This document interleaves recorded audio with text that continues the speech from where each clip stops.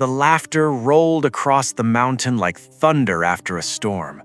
10,000 monkeys fell over themselves, clutching their bellies, tears streaming down their furry faces.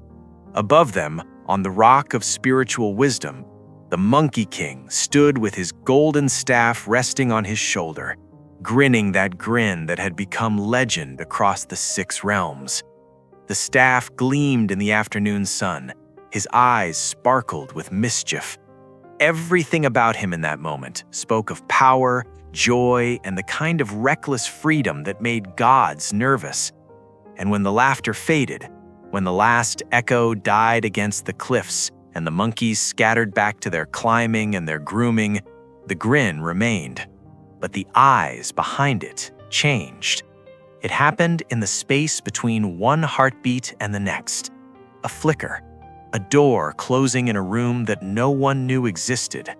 The Monkey King looked out over his kingdom, over the monkeys who loved him, over the court of subjects who would die for him, and felt something that would have frightened him more than any weapon in heaven's arsenal. He felt alone. Not lonely. That would have been too simple. This was different. This was the aloneness of a creature who had mastered every transformation except one, the transformation back into himself. The staff in his hand weighed 13,500 pounds. He had carried it for centuries. It had crushed armies, bent steel, and parted seas. But the weight people never saw was the weight he carried in his chest, the weight of being the one everyone looked to, the one who never faltered, the one whose smile was so constant it had become a mask. In the stories, they called him the great sage equal to heaven. In the stories, he was brave and cunning and unstoppable. In the stories, he never hesitated and never feared. The stories never mentioned what happened after the battles, when the echoes of victory faded and he sat alone on his mountain, listening to the wind move through the bamboo groves. They never mentioned the crown that pressed into his skull, not the golden band he wore, but the invisible one, the one made of expectations, the one that said, "You are the Monkey King. You cannot be afraid. You cannot be weak. You cannot be anything less than invincible." And so he wasn't. He was the joke and the punchline. He was the fire and the laughter. He was everything except the thing he was most afraid to be. Still, present, unperforming. That evening, as the sun bled into the western peaks, Sun Wukong sat at the edge of his flower fruit mountain, his legs dangling over the abyss. Below him, clouds rolled like white dragons. Above him, the first stars emerged like ancient witnesses. A small monkey, barely old enough to climb without falling, waddled up to him. The child sat beside him, looked up at his king, and asked the question that would have broken a lesser being. "Great sage, why do you always make us laugh?" The Monkey King looked down at the small face, innocent, unarmored, unafraid to not know. "Because laughter is better than the alternative," he said. The child didn't understand. How could he? The child still had the luxury of sadness. The child still got to be small and scared and uncertain. The child didn't know yet that there would come a day when being the king meant being the wall between his people and their fears. Sun Wukong patted the child's head. The small creature scampered away, back to the warmth of the troop. And the Monkey King sat alone, watching the stars come out, wondering when he had stopped being a monkey and started being a symbol. To understand what happened to him, you must go back, further than the stories usually go, further than the rebellion, further than the staff, further than the title. Go back to the stone.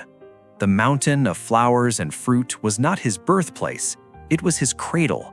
A stone on that mountain, absorbing the essence of heaven and earth for millions of years, cracked one day and gave birth to him.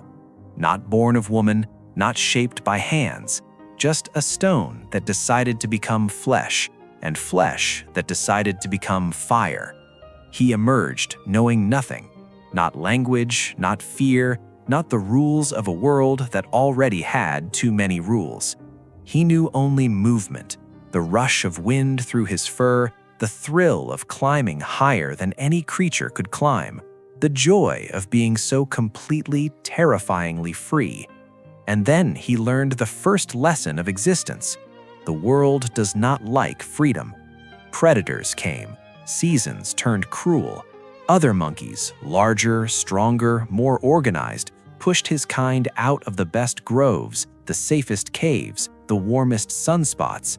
And in that primordial struggle, in that raw and ruthless school, the young monkey learned something that would shape everything that came after. The weak do not survive, not by being strong, anyone can be strong, but by being seen as strong, by becoming something that other creatures fear enough to leave alone. The mask was not a choice then, it was evolution, it was survival. There is a name for what happened to him that morning. The first morning he decided to stop being small and start being legendary. But names are not the point. The specific, grinding exhaustion of being necessary to everyone and known by no one. The point is the moment when performing becomes so constant that you forget there was ever a self underneath the performance. The point is the loneliness of the face that everyone recognizes and no one has ever seen. In psychology, we call this the false self, the mask that forms not to deceive others, but to protect the vulnerable creature underneath. It begins as armor. It becomes prison. The mask works so well that even you forget you're wearing it. You look in the mirror and see only the face you've shown the world. The real one, the uncertain one, the frightened one, the one that just wanted to climb trees and eat fruit and be left alone, fades into shadow, becomes a stranger, becomes someone you can't quite remember being. Sun Wukong built his false self with such perfection that it became indistinguishable from truth. The mischief wasn't a lie, it was a language. The arrogance wasn't vanity, it was armor. The endless transformations weren't play, they were necessity. Every shape he took was a door he could escape through when the world got too close. But here is what the trickster never understood about tricks. The audience may not see through the illusion, but the magician knows. He had worn so many faces, 72 faces, every one of them brilliant, powerful, memorable. He had been a Buddhist monk and a Taoist priest, a scholar and a soldier, a dragon and an insect. He had fooled the dragon kings and fooled the heavenly courts. He had made the entire universe laugh at his pranks. But in the silence, the terrible, clarifying silence, when no one was watching and no performance was required, he was still just a stone that had learned to crack jokes, because cracking was what the stone did when it was afraid. The eyes that saw everything missed one thing. The mind that calculated every move made one miscalculation. The heart that burned with defiance felt one thing it could not transform away. Longing, not for power. He had power beyond measure. Not for respect. He commanded more respect than any king. Not even for love. He had monkeys who would die for him, teachers who believed in him, allies who followed him into battles against heaven itself. He longed for the moment he had never allowed himself, the moment of being seen, truly seen. Not the Monkey King, not the great sage, not the rebel or the warrior or the trickster. Just the stone, just the creature who emerged from rock and wanted nothing more than to run free.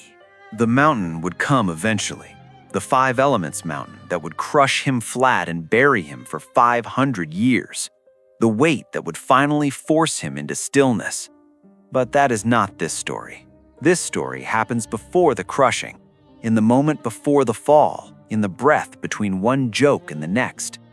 This is the story of the morning Sun Wukong woke up and for the first time in his immortal existence did not reach for the mask.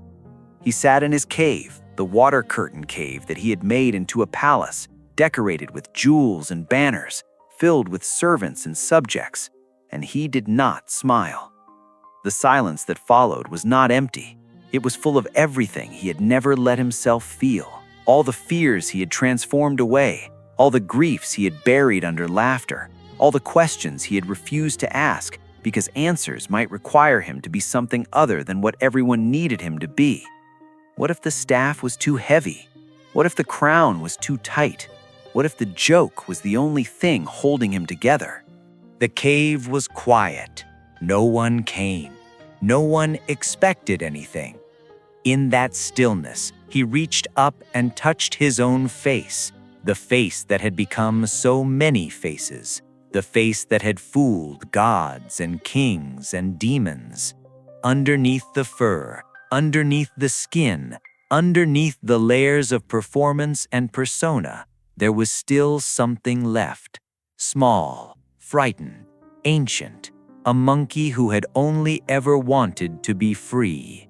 And the question rose up from that deep place, the question that had no answer, the question that every person who has ever worn a mask eventually asks. If I take this face off, the one everyone knows, the one that keeps me safe, the one that is the only thing standing between me and the terror of being truly seen, what will be left? He did not take the mask off that day. Maybe he would never be able to. Maybe the mask had grown so deep into his being that removing it would mean removing himself. Maybe that was the price of surviving, not just the 500 years under the mountain, but all the years before, when being soft meant being eaten. But for one moment, one perfect, terrifying, liberating moment, he saw the face beneath. And that was enough. That is always enough. Not to change, not yet, but to know that change is possible, to remember that the stone is still there, underneath all the transformations, to understand that the mask is something you wear, not something you are. The monkeys would never know what happened in that cave. They would go on laughing at his jokes and fighting his battles and believing that their king was invincible. That was their right. That was the gift he could give them. But he would know. He would carry the weight of knowing that the face everyone sees is not the face he was born with. And maybe one day, in a cave beneath a mountain, or in the silence after a joke lands and no one laughs, he would find the courage to let someone see the stone. Until then, the monkey sat in the darkness of his own cave, and for the first time in his legendary life, he did not perform. He just breathed.